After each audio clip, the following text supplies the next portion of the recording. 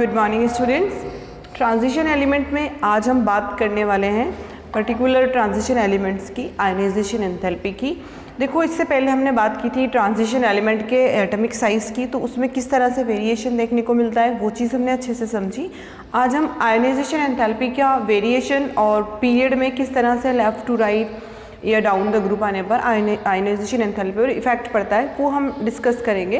तो उससे पहले देखो हम समझ लेते हैं कि आयनाइजेशन एंथैल्पी होती क्या है। देखो, आयनाइजेशन एंथैल्पी एनर्जी का वो अमाउंट है which we have to give to atom to lose its valence electron. Okay, 11th में हमने इस चीज़ को अच्छे से क्लियर किया है। Ionization enthalpy is the energy required to pull an electron from valence shell. Okay, valence shell से electron आपको रिमूव करना है, तो जो एनर्जी आप दोगे उसे आप आयनाइजेशन एंथैल्पी कहोगे। यहाँ हम देख सकते हैं कि आयनाइजेशन एंथैल्पी इन्वर्सली प्रोपोर्शनल होती है किसके, साइज ऑफ एटम की। अच्छे से समझते हो इस चीज़ को। एटम का साइज जितना बड़ा होगा, ओके, जो वैलेंस शेल के इलेक्ट्रॉन है उन पर न्यूक्लियर का चार्ज उतना ही कम होता जाएगा और it will easy for us to remove the valence shell electron. Okay, और साइज जितना छोटा होगा न्यूक्लियर का चार्ज उतना ही ज़्यादा इफेक्टिव होगा वैलेंस शेल पर, तो हमें ज़्यादा एनर्जी देनी पड़ेगी। तो छोटे साइज़ के केस में आयनाइजेशन एंथैल्पी का हम कह सकते हैं कि वैल्यू जो है वो हायर हो जाता है। जनरल ट्रेंड यही देखने को मिलता है। और क्या होता है, जैसे जैसे आप जनरली पढ़ते आए हो, आप एस ब्लॉक और पी ब्लॉक के लिए लेफ़्ट टू राइट जाते हो, तो क्या होता है, न्यूक्लियर चार्ज बढ़ता है, साइज़ छोटा होता है एटम का, तो हमारे लिए आयनाइजेशन एंथैल्पी की वैल्यू हायर देखने को मिलती है। जबकि आप डाउन द ग्रुप आते हो, शेल बढ़ते जाते हैं, डाउन द ग्रुप क्या होता है, साइज़ बढ़ता जाता है, तो आयनाइजेशन एंथैल्पी की वैल्यू वहाँ पर हमें कम देनी पड़ती है, यानी आयनाइजेशन एंथैल्पी की वैल्यू कम होती जाती है डाउन द ग्रुप। ओके, ये जनरल ट्रेंड है आयनाइजेशन एंथैल्पी का। बट ट्रांजिशन एलिमेंट के केस में ये जो ट्रेंड है ना, लेफ्ट टू राइट जाने पर इंक्रीज होना आयनाइजेशन एंथैल्पी का, वो ट्रांजिशन एलिमेंट के केस में थोड़ा इरेगुलर हो जाता है, ये ट्रेंड नहीं देखने को मिलता। तो देखो, कुल 4 फैक्टर हमें यहाँ पर डिस्कस करने हैं जिनके थ्रू हम ट्रांजिशन एलिमेंट की आयनाइजेशन एंथैल्पी में मिलने वाली इरेगुलरिटी को अच्छे से एक्सप्लेन कर सकते हैं।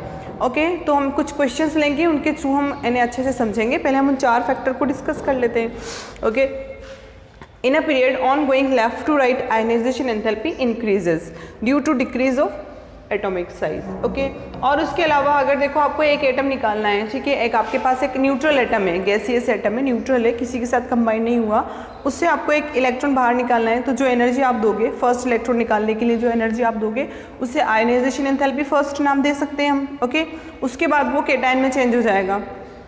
जैसे यहाँ देख सकते हो आप, ये कोई मेटल आप एटम है आपके पास, आपने उसे आयनाइजेशन एंथैल्पी दी। ओके, न्यूट्रल एटम था, आयनाइजेशन एंथैल्पी दी, उसे हमने आयनाइजेशन एंथैल्पी फर्स्ट से इंडिकेट किया, तो उसने अपना इलेक्ट्रॉन लूज कर दिया और M+ में यानी कि केटायन में कन्वर्ट हो गया। एक इलेक्ट्रॉन लूज किया, that's why M+ charge carry करेगा। अब उसके बाद इस M+ से भी आपको इलेक्ट्रॉन निकालना है और इसकी रिएक्शंस करवानी है, तो इस केटायन को आपने एक इलेक्ट्रॉन दिया सॉरी एनर्जी दी, जिसे हमने आयनाइजेशन एंथैल्पी सेकेंड से इंडिकेट किया। अब ये +1 था, एक इलेक्ट्रॉन और लूज किया, M+2 में कन्वर्ट हो गया। ओके, उस M+2 को फिर आपने आयनाइजेशन एंथैल्पी दी, वो M+3 में कन्वर्ट हुआ, अपना एक इलेक्ट्रॉन लूज कर दिया। इस एनर्जी को हमने आयनाइजेशन एंथैल्पी थर्ड से इंडिकेट किया। ओके, जनरली आप जानते हो कि आयनाइजेशन एंथैल्पी थर्ड का वैल्यू आयनाइजेशन एंथैल्पी सेकंड और आयनाइजेशन एंथैल्पी फर्स्ट से हायर होगा।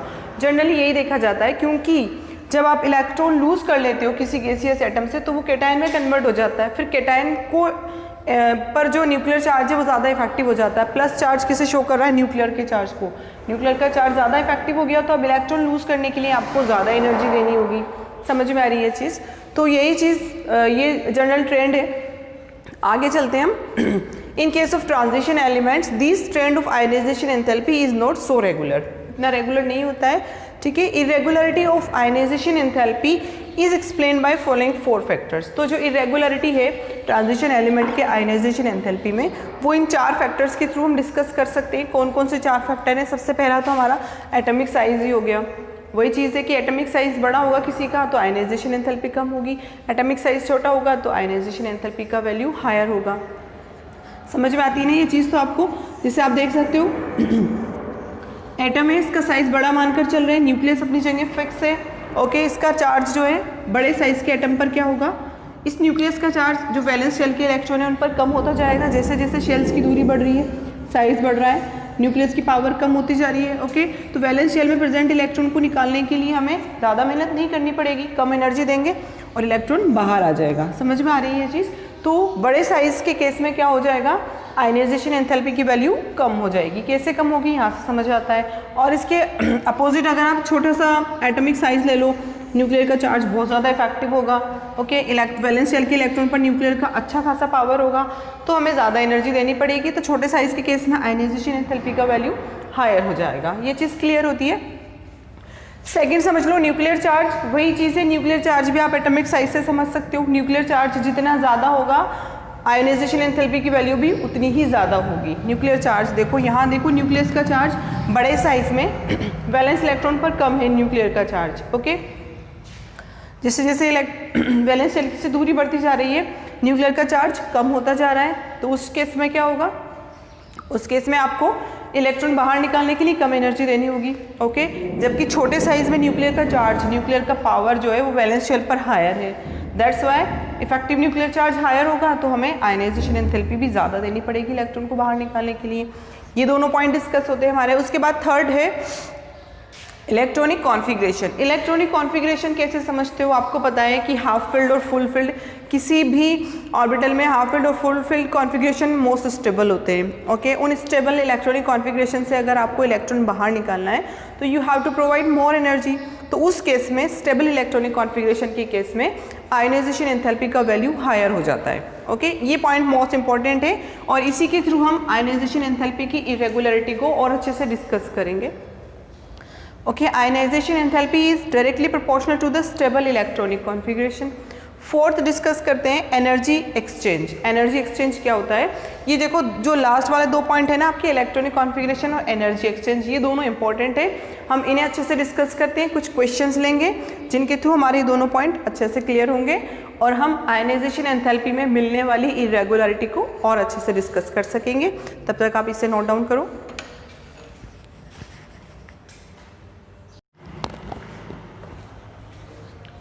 तो स्टूडेंट्स, आयनाइजेशन एंथैल्पी के ट्रेंड को समझने के लिए हम फोर्थ फैक्टर समझ लेते हैं, जिसे हम एनर्जी एक्सचेंज कहते हैं। देखो, एनर्जी एक्सचेंज क्या होती है कि किसी भी एटम में या आयन में जब अनपेयर्ड इलेक्ट्रॉन्स होते हैं, ओके, टोटल अनपेयर्ड इलेक्ट्रॉन होंगे आउटर शेल में, तो वो एक्सचेंज करेंगे अपनी प्लेस को। तो उस वजह से उनकी एनर्जी जो है वो आपस में एक्सचेंज होगी। जितने ज़्यादा उनमें एक्सचेंज आपको देखने को मिलेंगे, उतने ही वैल्यू एनर्जी एक्सचेंज का होगा। ये चीज़ समझ में आती है। और उतनी ही ज़्यादा, और जितने ज़्यादा एक्सचेंज होंगे किसी भी एटम या आयन में, और वो उतना ही ज़्यादा स्टेबल होगा। और ऑब्वियसली स्टेबल इलेक्ट्रॉनिक कॉन्फ़िगरेशन में से हमें इलेक्ट्रॉन रिमूव करना थोड़ा डिफिकल्ट होता है। तो वो चीज़ हम यहाँ देखते हैं। ठीक है, higher number of unpaired electron, higher will be the exchange of electron. Higher जितने भी अनपेयर्ड इलेक्ट्रॉन होंगे वो आपस में अपना प्लेस एक्सचेंज करेंगे। Which increase exchange energy, obviously अपनी एनर्जी को भी एक्सचेंज कर रहे हैं, एनर्जी का एक्सचेंज बढ़ रहा है। Okay, higher energy exchange, energy provide stability. Okay, और जितनी ज़्यादा हायर एनर्जी होगी उतना ही ज़्यादा एटम या आयन स्टेबल होगा। And it is difficult to remove electron from stable electronic configuration. ये चीज़ समझ में आती है। एक एग्जांपल देखते हैं मैग्नीज का, उसके थ्रू हम एनर्जी एक्सचेंज को अच्छे से समझ सकते हैं। मैग्नीज 25 इलेक्ट्रॉन्स होते हैं इसके पास। इलेक्ट्रॉनिक कॉन्फ़िगरेशन लिखोगे सबसे पहले आप, ट्रांजिशन एलिमेंट की 3D सीरीज का इलेक्ट्रॉनिक कॉन्फ़िगरेशन लिखना है आपको। ऑर्गन से स्टार्ट करो, 18 इलेक्ट्रॉन फुलफिल हो गए, फिर 3D लिखो और 4s लिखो। फिर 18 के बाद 19th और 20th इलेक्ट्रॉन आप 4s में फिल करोगे, 20 इलेक्ट्रॉन हो गए। अब इसके बाद बारी आती है 3D की, अब आप इसमें फिल करते जाओ। ओके, तो इस तरह 25 इलेक्ट्रॉन यानी 3D के पास 5 इलेक्ट्रॉन आ गए। ओके, अब बारी आती है इलेक्ट्रॉन को रिमूव करने की। तो रिमूव कहाँ से करोगे, लास्ट में इलेक्ट्रॉन 3D में फिल हुए थे, बट रिमूव कहाँ से होंगे, 4s से होंगे। पहले इलेक्ट्रॉन 4s से रिमूव होंगे क्योंकि वो न्यूक्लियर से दूर है। ओके, तो हमने जब Mn प्लस किया तो 4s1 आ गया। क्लियर होती है चीज़। अब हम देखते हैं अनपेयर्ड इलेक्ट्रॉन किस तरह से इसमें डिजाइनेटेड है। ये हमारा 3D हो गया और ये हमारा 4s है। 4s के पास भी एक अनपेयर्ड इलेक्ट्रॉन है, 3D के पास 5 अनपेयर्ड इलेक्ट्रॉन है। तो टोटल 6 अनपेयर्ड इलेक्ट्रॉन हो गए। इससे ज़्यादा इसकी वैलेंस शेल की कैपेसिटी नहीं है अनपेयर्ड इलेक्ट्रॉन रखने की। ओके, तो maximum number of unpaired electron हो गया। अब ये सब एनर्जी एक्सचेंज करेंगे कैसे, 4s के साथ, क्योंकि 4s और 3D के बीच में एनर्जी गैप थोड़ा सा डिफरेंस है energy, that's why they will exchange their energies. Okay, तो इस तरह कितने एक्सचेंजेस हो जाएंगे, 1 2 3 4 5, मैक्सिमम 5 एक्सचेंजेस हो गए। तो इस तरह, इससे ज़्यादा तो हो भी नहीं सकते इसके पास। ओके, तो इस तरह हम देख सकते हैं कि यहाँ पर एनर्जी एक्सचेंज ज़्यादा है, ठीक है, एनर्जी एक्सचेंज ज़्यादा हुआ, इट मीन्स स्टेबल हो गया, इट मीन्स कि इसको हमें ज़्यादा एनर्जी देनी होगी। तो Mn प्लस होने के बाद, ओके, Mn प्लस तो हो गया यानी फर्स्ट आयनाइजेशन एंथैल्पी होगी, बट अब सेकंड देने के लिए आपको क्या करना होगा, एनर्जी एक्सचेंज ज़्यादा हो गया तो उसकी वैल्यू हायर हो जाएगी। ओके, अब हम चलते हैं कुछ क्वेश्चन देख लेते हैं जिनके थ्रू हम अच्छे से समझ सकते हैं अपने एनर्जी एक्सचेंज को। Chromium has higher value of second ionization enthalpy than first ionization enthalpy, explain करो। ओके, वैसे तो आपको पता है कि सेकेंड आयनाइजेशन एंथैल्पी की वैल्यू हमेशा हायर होती है फर्स्ट आयनाइजेशन एंथैल्पी के केस में, क्योंकि फर्स्ट आयनाइजेशन एंथैल्पी मिलने के बाद कोई भी एटम आयन में कैटायन में कन्वर्ट हो जाता है, न्यूक्लियर चार्ज उसका बढ़ जाता है, बट यहाँ पर इसकी वैल्यू और ज़्यादा हाई है। तो उसके लिए हमें सबसे पहले इलेक्ट्रॉनिक कॉन्फ़िगरेशन लिखना होगा। इस तरह के अगर क्वेश्चन आते हैं ना आयनाइजेशन एंथैल्पी की, तो सबसे पहले आप क्या करोगे, इलेक्ट्रॉनिक कॉन्फ़िगरेशन लिखोगे पर्टिकुलर, जनरली 3D सीरीज में से आएंगे। इलेक्ट्रॉनिक कॉन्फ़िगरेशन लिखते ही आप पहचान जाओगे कि स्टेबल कॉन्फ़िगरेशन है, इट मीन्स के एनर्जी जो हमारा आयनाइजेशन एंथैल्पी उसका वैल्यू हायर होगा। तो क्रोमियम के पास 24 इलेक्ट्रॉन्स होते हैं, और मैंने आपको पहले भी बताया था कि 3D सीरीज में क्रोमियम और कॉपर ही हैं जिनके इलेक्ट्रॉनिक कॉन्फ़िगरेशन में थोड़ा सा आपको डिफरेंस देखने को मिलता है। ठीक है, वो स्टेबल कॉन्फ़िगरेशन की वजह से होता है। क्रोमियम के पास 24 इलेक्ट्रॉन्स हैं, ऑर्गन में 18 गए, ठीक है, 2 इलेक्ट्रॉन 4s में होने चाहिए थे, 20 हो गए, फिर उसके बाद यहाँ पर 4 होने चाहिए थे, तब 24 होते हैं। ठीक है, but due to stable configuration of 3d5, okay, यहाँ से एक इलेक्ट्रॉन यहाँ पर प्रमोट हो जाता है, 4s से 3d में चला जाता है, तो यहाँ 3d5 और 4s1 होता है। ये क्रोमियम के केस में है, और सेम यही कॉपर के केस में भी होता है। ये चीज़ आपको ध्यान में रखना है। ओके, अब Cr प्लस किया आपने, प्लस यानी एक इलेक्ट्रॉन निकालना है, तो कहाँ से निकालोगे, ऑब्वियसली 4s से निकालोगे, निकाल दिया एक इलेक्ट्रॉन, 3d5 आ गया। अब सेकेंड इलेक्ट्रॉन निकालना है तो क्या करना होगा आपको, 5 से निकलेगा ना 3d5 से, और 3d5 क्या है, स्टेबल कॉन्फ़िगरेशन है, तो हमें और ज़्यादा आयोनाइजेशन एंथैल्पी का वैल्यू बढ़ाना होगा। तो यही चीज़ है कि जो सेकेंड आयोनाइजेशन एंथैल्पी उसका वैल्यू और ज़्यादा हायर हो जाता है, हायर से भी higher in case of chromium. Okay, electronic configuration लिखने से ये चीज़ हमारी क्लियर होती है। तो आंसर आपका क्या होगा, due to stable electronic configuration of Cr plus it is difficult to remove an electron from Cr plus, so it will have higher value of second ionization enthalpy. Okay, ठीक उसी तरह आपको एक क्वेश्चन और देते हैं कि value of third ionization enthalpy of manganese is very high, explain.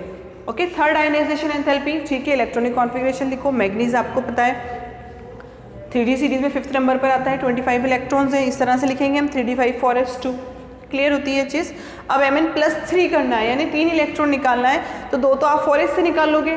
Okay, अब Mn+2 में कन्वर्ट हो गया, अब +3 में कन्वर्ट करने के लिए आपको एक कहाँ से निकालना होगा, 3d5 से निकालना होगा। समझ में आ रही है ये चीज़, 3d5 से निकालना है, इट मीन्स के स्टेबल कॉन्फ़िगरेशन को छेड़ना है आपको, तो आपके लिए थोड़ा सा डिफिकल्ट होगा, दैट्स वाई अपना आंसर लिख सकते हो। Okay, to make Mn+3 ion we have to remove an electron from stable configuration, that's why Mn+3 has higher value of third ionization enthalpy।